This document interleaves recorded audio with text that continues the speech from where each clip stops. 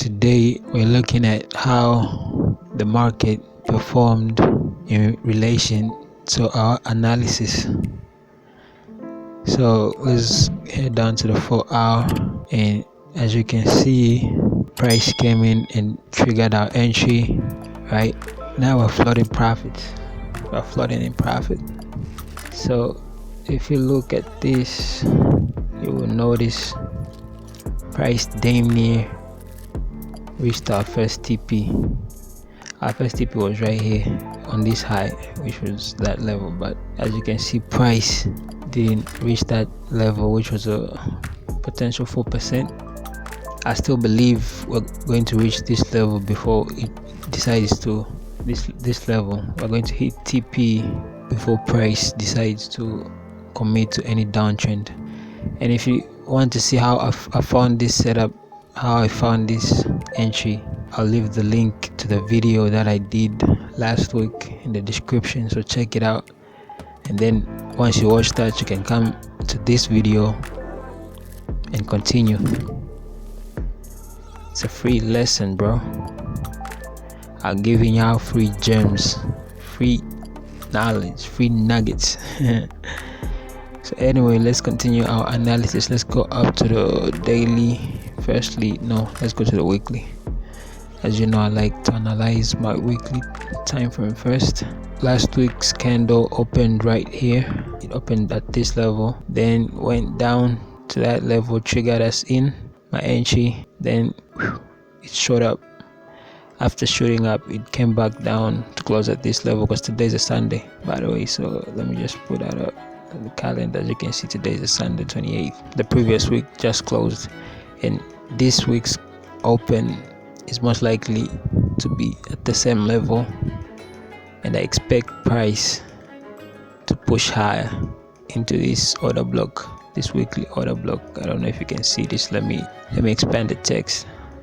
Hold on. Okay, wait.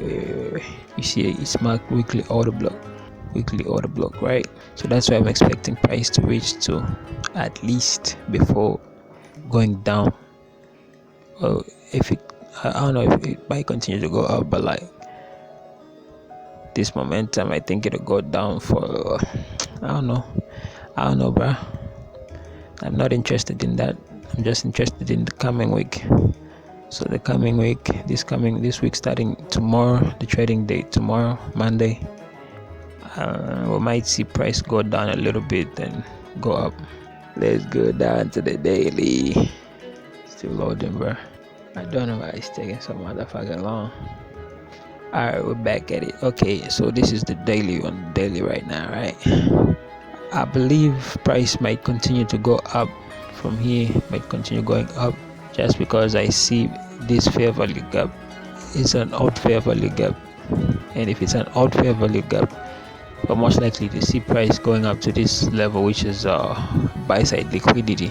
If this holds, then we're likely to see price going up to that level, but that's a speculation though.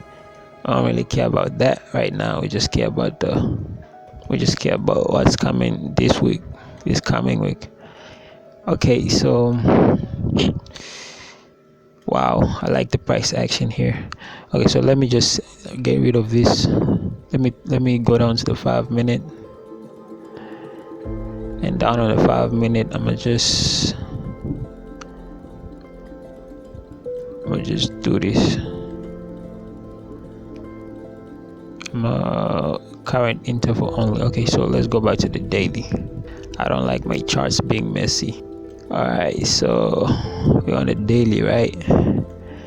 That fair value gap, boom, shot up from it, right? And as you can see, we have a break of market structure right here. We have a break of market structure right there, break of structure.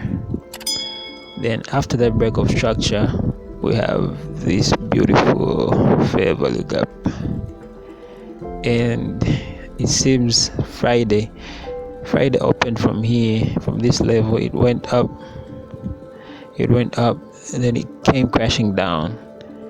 It filled that fair value gap, and it boom shot back up and closed at that level. What does that tell you, bruh? we filled this fair value gap, right? So this is I don't want to get too deep because I know a lot of you are beginners, but this is internal liquidity and this is external liquidity. This fair value gap is internal liquidity. This high is buy side liquidity. That's buy side liquidity. So price goes from internal liquidity to external liquidity, back to internal liquidity to external liquidity. So FVG, that's the internal liquidity, the buy side liquidity, that's the external liquidity, and that's what I expect price to head to next. Since we have a break of market structure here and the field fair value gap. Let's go down to the 4-hour. Alright. So on the 4-hour, we have this break of market structure, right? This is the lowest low. Then that. But the low that really created this momentum is this. Started from here, going all the way up to that level. Boy, this is tricky. Okay, break of market structure, right? And if we put a fair value gap here, inverse fair value gap, we can see we checked it. But I feel like it might be too clean. It might be too, too easy type shit. So I'm not going to pay attention much to that right now. I'm going to check this one out here. Let's mark that break of market structure. We'll mark our break of market structure, right? After marking our break of market structure, we see there's a breaker block. Oh, an order block. Excuse me. An order block, which is a 4-hour order block, right? Stay with me, bro. Stay with me. Wake the fuck up. Stay with me. Cool. So mark that 4-hour order block. Let me just check back on the daily to see which level it might be. Alright. So it's damn near close to this daily order block right here. So I'm going to mark that as well.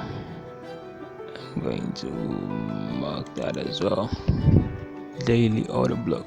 From the daily order block, we'll go down to the 4-hour just to see. Alright, we still have the order block in line right here. So I'll just say this level. I'm interested in this level. I don't want to see this here. Oh, lower actually. We have this order block. This is not a fair value gap. This is an order block that I'm marking. Don't get it confused. Let me just change the color. Alright, so this level, that's the order block that I'm interested in. Go down to the 1 hour. We'll go down to the 1 hour. We see we have an order block right here. It's easy once you get like the skill, bro. 1 hour order block, right? Okay, I see. Before that 1 hour order block, we have this source side liquidity right here. So what is most likely to happen? So what I think is going to happen is price is going to come lower, take out this source side liquidity, tap into this 1 hour order block, then go up, then start buying, start shooting up. That's where I expect my stop loss to be. That's why I would like my stop loss to be. So my entry would be this 1 hour order block right here, and my first TP would be this buy side liquidity. So what that would look like visually would be something like this. So I would do something like this. It will look something like this. Put my stop loss right there. Once I put my stop loss right there, put my TP right there. That's a 1 to 7. That's a 7% setup right there. I'm gonna extend this here. Extend it like that. So if we go down to the 15 minutes, and we go down to the 15-minute interval. So let's go down to the 15-minute. So you see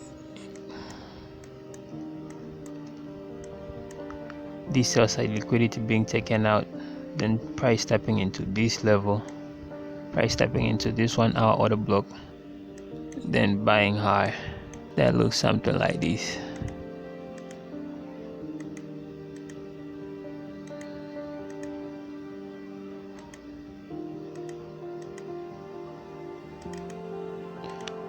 See, that's what I'm expecting. That's what I want to see happen. That's what I see happening.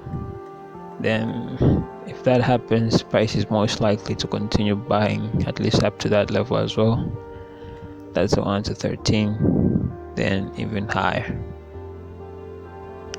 But yeah, man, that's what I see happening on EURUSD this coming week, starting on 29th, all the way up to 3rd May on Friday. Check out my Telegram free channel. There's more content on there. If you like, you can join, subscribe, all that type.